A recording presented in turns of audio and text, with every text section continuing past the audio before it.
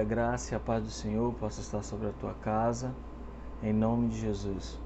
Meu nome é Acácio Martins e eu tenho a palavra de Deus para você nesse dia.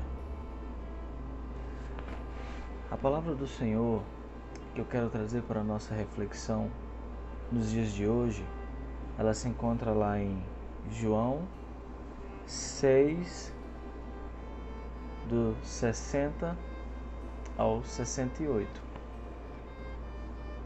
Muitos, pois, dos seus discípulos, ouvindo isso, disseram: Duro é este discurso, quem pode ouvir?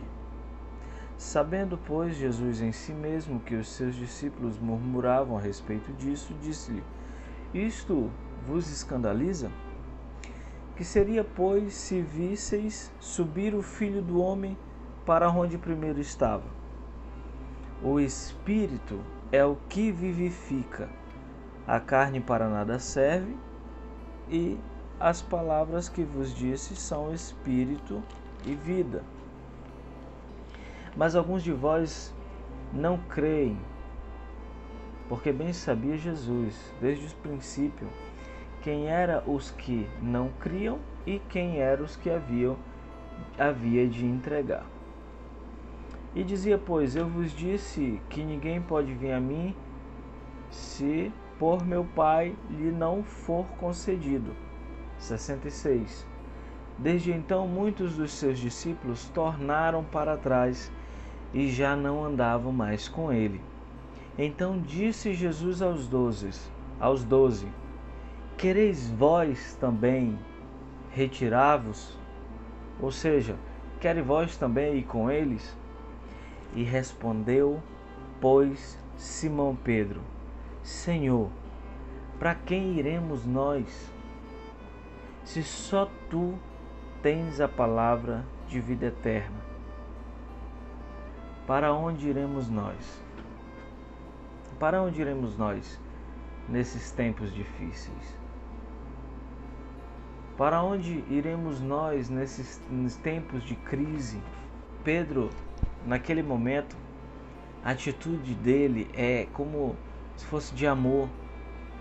Pedro, naquele momento, ele entende que ele não tem mais para onde ir. E é interessante que às vezes nós falamos sobre o livre-arbítrio e nesse momento nós entendemos que o homem de Deus, ele não tem livre-arbítrio. Ele tem o livre-arbítrio em Cristo, porque agora ele entende que não tem mais para onde ele ir. E eu acho interessante o quanto Pedro, naquele momento, ele mostra que ama Jesus, dizendo para ele que não sabe mais para onde ir, que agora Pedro começa a conviver com Jesus, vê tudo que Jesus fazia como filho de Deus, e ele entendia que ele era filho de Deus. E Pedro amava. Ele amava numa intensidade tão grande, falando, que ele sempre estava disposto. A palavra de Deus, ela destaca muito Pedro em uma convivência com Jesus, onde ele declara o seu amor com palavras. Ele declara sempre o seu amor, dizendo para Jesus que não tem mais para onde voltar. E naquele momento que os soldados vieram buscar Jesus, Pedro atentamente parte para o lado da força. Se você for ler a palavra, você vai entender mais. Se você se aprofundar, você vai ver mais a história de Pedro. Isso nos mostra, no dia de hoje, uma prova de que amamos Jesus. Mas será que era realmente amor até aí? E eu lendo a palavra de Deus, o Senhor, ele falou muito forte comigo, e achei interessante que no mesmo contexto, lá em João 18, 25, 26, diz assim: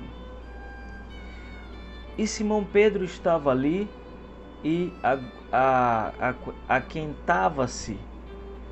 Disseram-lhe, pois, não és também tu um dos seus discípulos? E Pedro negou e disse, não sou.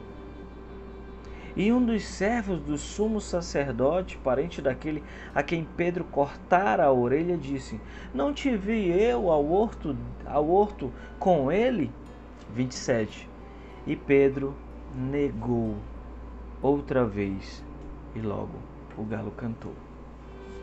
Ora vemos um Pedro que ama, intenso, que mostra estar na presença do Senhor. E agora nós vemos um Pedro que nega Jesus. Pedro nega Jesus 3 vezes. E nós vemos agora um Pedro que ora mata por Jesus, ora briga por Jesus, corta a orelha de alguém, quem for, fala a Jesus que não tem para onde ir. E agora esse Pedro nega Jesus. E muitas das vezes você tem se visto assim. Você viveu intensamente na presença do Senhor. Você viveu experiências na presença do Senhor. E por algum momento da vida, por alguma circunstância da tua vida, amizade, eu não sei, aquele teu rol de amizade que não fala de Jesus, aquele teu rol de amizade que fala em bebedeira, que fala de mulheres, em caso de mulher fala de homens, de prostituição. E agora é chato, né? É chato você sofrer por Jesus. E Pedro, naquele momento, ele se via nessa situação. E às vezes nós nos vemos nessa situação. Se você for lá ver em Lucas 22, 62, você começa a ver outra fase de Pedro. Pedro, eu acho interessante que Pedro ele é muito intenso. E às vezes nós temos pessoas que nós conhecemos que é muito intenso na palavra de Deus, em viver, em querer agir, fazer, e que na verdade ela ainda está emocionada por alguma maravilha que ouviu, né? E Lucas 22, 62, ele vai mostrar uma outra fase de Pedro, que ele diz assim: E saindo Pedro para fora, chorou amargamente. Interessante, querido, não que ele chorou, mas o que é interessante, como ele chorou amargamente. E às vezes nós vemos algumas lágrimas, alguns choros de emoção, alguns choros de remorso, mas naquele momento Pedro ele se arrepende. Então nós vemos uma fase continuamente de um homem que andou com Jesus, viu os prodígios de Jesus, mas no momento em que ele era necessário ele falar de Jesus, estar com Jesus naquele momento e assumir a sua identidade, ele nega Jesus. E agora nós vemos um Pedro arrependido, um Pedro que chora amargamente, e nós começamos a entender sobre o arrependimento. Querido, se você respira nesse momento, ainda há tempo de se arrepender. Se você está vendo esse vídeo é porque ainda dá tempo de você se arrepender, porque enquanto há fôlego, há esperança para o perdido. Enquanto há fôlego de vida, você ainda tem uma chance de se arrepender e voltar para os caminhos do Senhor. Prossigamos. Em João 21, do 2 ao 3, nós vemos a seguinte questão. Estava junto Simão Pedro e Tomé, chamado Dídimo, e Natanael, que era de Caná, da Galileia, e os filhos de Zebedeu e outros 2 dos seus discípulos. E disse-lhes Simão Pedro: Vou pescar. E disseram-lhe eles: Também nós vamos contigo. Foram e subiram logo para o barco, e naquela noite nada apanharam. Agora Pedro volta a pescar. E queridos, quando Deus falou essa passagem comigo, você vê um Pedro de fases na vida de uma pessoa que teve experiências com Deus, viveu e agora com Jesus, viveu com Jesus, andou com Jesus, teve experiências com Jesus, e agora ele volta para a vida dele normal.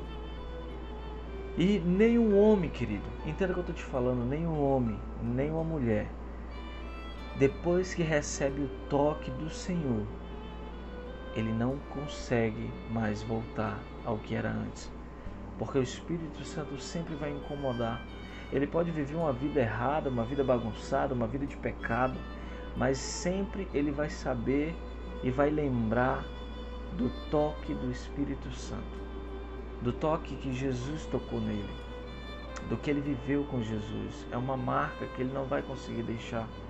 Então, naquele momento, Pedro passou toda a situação de Jesus passar pelo Calvário, ressuscitar. Então agora Pedro é como se ele tivesse esquecido de tudo que ele viveu e agora ele volta a pescar.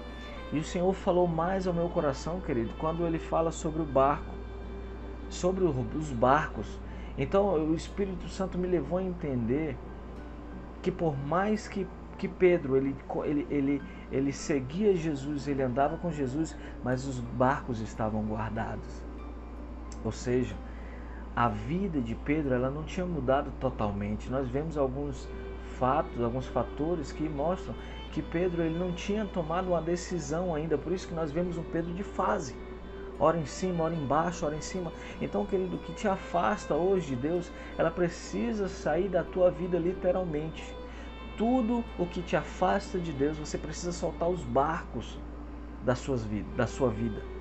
Você precisa entender que agora você tem uma nova vida em Cristo e tudo aquilo que te deixa fora da presença de Deus e que te faz lembrar para que um dia tu volte naquele lugar, se te afasta de Deus, é necessário que seja largado para trás. Se o que hoje te afasta de Deus, ele é um precipício para a tua morte. Tudo que te afasta de Deus é um precipício para a morte. Então agora Pedro volta a pescar. Pedro se arrependeu, vamos ver que agora ele vive uma vida com Deus. Mas ele não vai aprofundar, ele não vai além. Então é interessante quando Pedro finalmente reconhece e dá valor ao que ele falou no início. Olha a palavra que ele lançou lá no início. Para onde iremos nós, Senhor, se só Tu tens a palavra de vida eterna? E aquelas palavras elas ficaram marcadas assim como as 3 vezes que Pedro negou a Jesus. Então nós começamos a ver lá em João 21, 15 e 17, algo extraordinário. E se você ver o 21, do 4 até o 15, você vai ver um diálogo que Jesus mostra a Pedro o que é necessário para ele seguir Jesus. Pedro, depois ele sai para pescar com alguns dos outros e ele não pega nada. E quando Jesus aparece, diz, coloca do outro lado. Então eles pegaram. Então faz eu entender o quê? Que o Senhor, quando Ele está no controle da tua vida, se o Senhor te chamou para a obra, é Ele que vai te sustentar, é Ele que vai te dar o mantimento, porque tudo provém dEle. E o que eu acho mais interessante é que por mais que eles pegaram peixe, a palavra de Deus relata que Jesus esperava ele na praia. E já tinha um peixe na brasa e chamou eles para comerem. Então, querido, quem dá o mantimento da nossa casa é Deus. É Jesus que nos chama para que nós tenhamos paz nele, para que nós tenhamos vida em abundância. E essa vida nos faz a dedicar a pregar a palavra de Deus, a levar o Evangelho às pessoas. E era isso que ele queria mostrar para os discípulos, queria mostrar exatamente para Pedro. Então João 21, do 15 ao 17 me fascina, porque olha só o que acontece esse diálogo entre Pedro e Jesus, que diz assim no 15: E depois de terem jantado, disse Jesus a Simão Pedro: Simão, filho de Jonas, ama-me mais do que estes? E ele respondeu: Sim, Senhor, Tu sabes que eu te amo. Disse-lhe: Apacenta os meus cordeiros. 16. Tornou a dizer-lhe segunda vez: Simão, filho de Jonas, ama-me? Disse-lhe: Sim, Senhor, Tu sabes que eu te amo. Disse-lhes então: Apacenta minhas ovelhas, Pedro. 17. Pela terceira vez, disse-lhe Jesus: Simão, filho de Jonas, ama-me? Simão entristeceu por lhe ter dito pela terceira vez se ele o amava, e disse: Senhor, Tu sabes tudo. Tu sabes que eu te amo. E Jesus lhe disse: apacenta as minhas ovelhas. É interessante que 3 vezes Pedro nega Jesus. 3 vezes Jesus pergunta se Pedro o ama. Entende que agora o Senhor tira uma acusação de Satanás sobre a vida de Pedro. E não o acusando, mas trazendo ele a entender o que era necessário para ele naquele momento. Apenas seria apacentar as ovelhas, porque quando o pastor apacenta as ovelhas, é uma prova de que ele ama Jesus. Deus abençoe a tua vida, Deus abençoe a tua casa, que essa palavra possa ir até o teu coração e que essa semente ela caia em terra fértil e dessa semente ela frutifique e ela comece a gerar vida. Eu declaro sobre a tua vida, vida, paz em abundância. Deus te abençoe, em nome de Jesus.